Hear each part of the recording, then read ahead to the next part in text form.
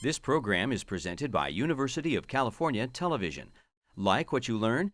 Visit our website or follow us on Facebook and Twitter to keep up with the latest UCTV programs.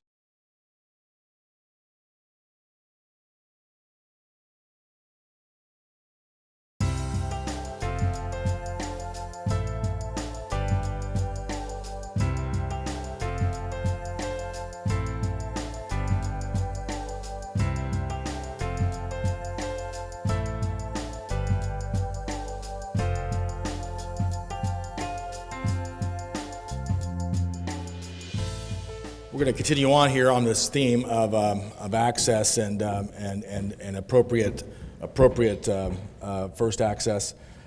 This project is a project of we did at the VA hospital in our San Francisco VA, where some of the frustrations that Dr. Locke was explaining was felt by the vascular access surgeons, mainly me, because the patients that would come, and this is probably your experience too, and it seems as if they're not prepared. Now, they are prepared, or they've been shown the video, they've been talked to about different types of access, but yet you get them and you ask them, well, this is your fistula, this is the chances of it working, and they look at you as if you got, like, what are you talking about?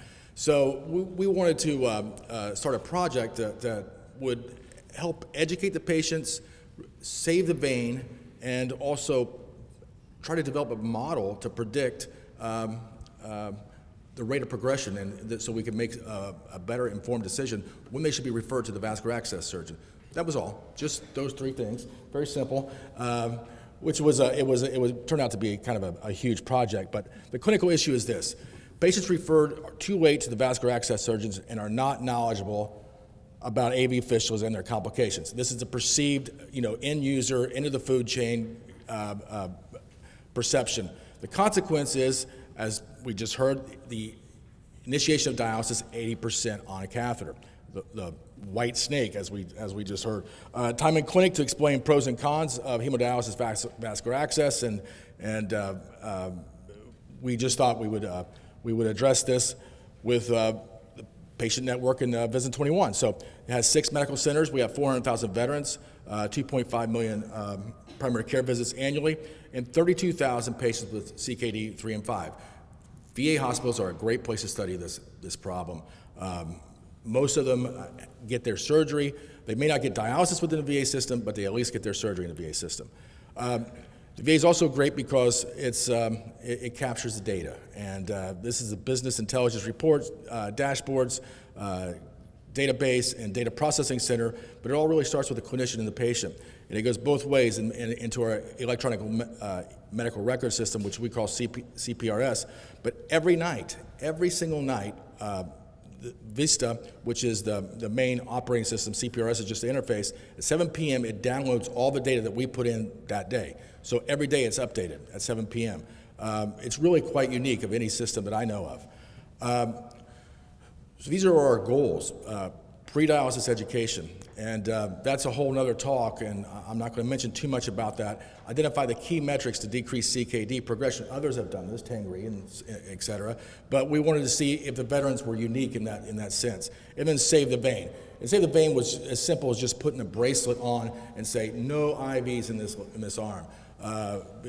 Dr. Rapp, Joe, he had a great picture of a patient that they're willing in for him to create his brachiocephalic fistula, and the IV sitting right here. And that's just a lack of communication, a lack of awareness.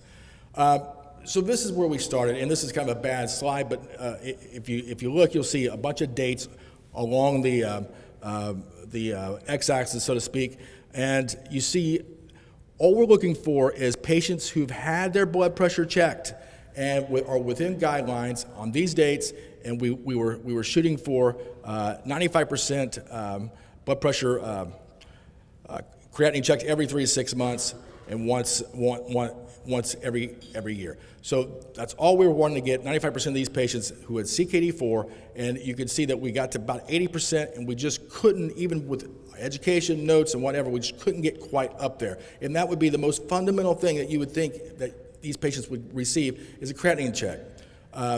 They could have been getting it in the outside, but we had some systems where we can do programming and find out that Actually, this captured all the patients.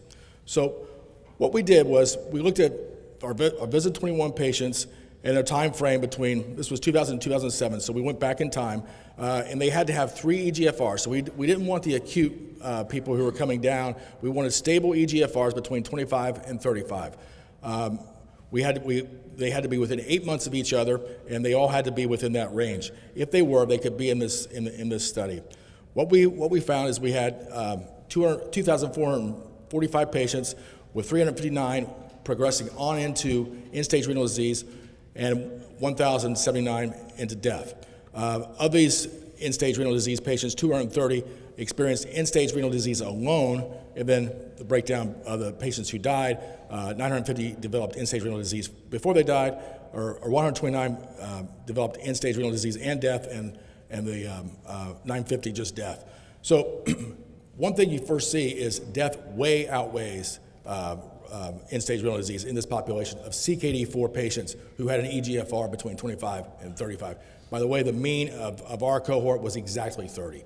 So we selected out people who we wanted. So the other thing we said was, let's look at the guidelines. And these are 9 metrics that pretty rudimentary. You'd think these would be checked frequently. Nephrology visit, calcium, vitamin D, et cetera. So we looked at these key metrics and we just said, let's just see if we can get 6 of them. And our score, when we looked at all our patients, 2,000 patients, 53% had just 6 of them. So it was that was sort of our minimum bar. That was kind of our lowest common denominator. If we achieved this, we still weren't doing that great, but we were at least in the ballpark. So our first conclusion is communication and collaboration regarding vascular access referral timing is lacking. Things you can't control is nephrology referral timing, peripheral IVs in the arm, laboratory monitoring, medication appropriateness, lifestyle, and nutrition. So when we look at the rate of death and we graph it on a Kaplan-Meier curve, this is what the curve looks like. It's pretty steep. At 4 years, about over half of them are dead. That's where colorectal cancer is about. If you look at, if you break out both death and progression to end-stage renal disease, it looks like this. This curve's much flatter. Only about 13% of the patients who came into this study with CKD4 ended up on dialysis within 4 years. Overall, the vast majority of them died. So when we look at, well, what explains this? How can we start to model this? How can we select out who's going to die, who's going to progress to renal disease, to dialysis, and would need a fistula? It wouldn't make any sense to put a fistula in all these patients, but we need to have some information. So this is univariate and multivariate analysis. I'm not going to go through this too much, but I'll go through this right here, which is the breakdown of the significant values for progression to end-stage renal disease, not death. So race, African American race, about twice as much. 2.1 is the hazard ratio. Hemoglobin A1C, almost significant. Diabetes, albumin, low albumin, that's another one that's really quite significant with a hazard ratio of 0.38, meaning there's a reverse relationship, phosphate and acute events.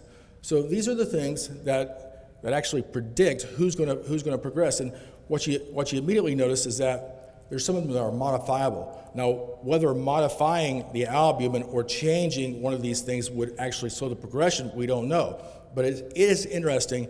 One thing that's not modifiable is race.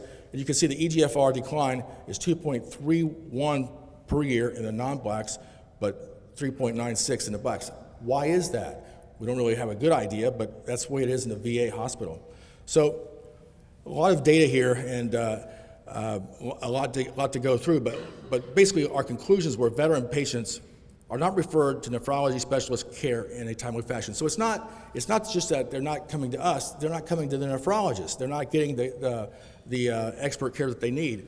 The competing risk of death, 44%, is disproportionately exceeds the risk of reaching end-stage renal disease of 14%. Most patients will not benefit from KDOQI recommendations, RRT, education in CKD4. There are important and potentially modifiable risk factors for CKD progression. Again, I don't know. That study needs to be done.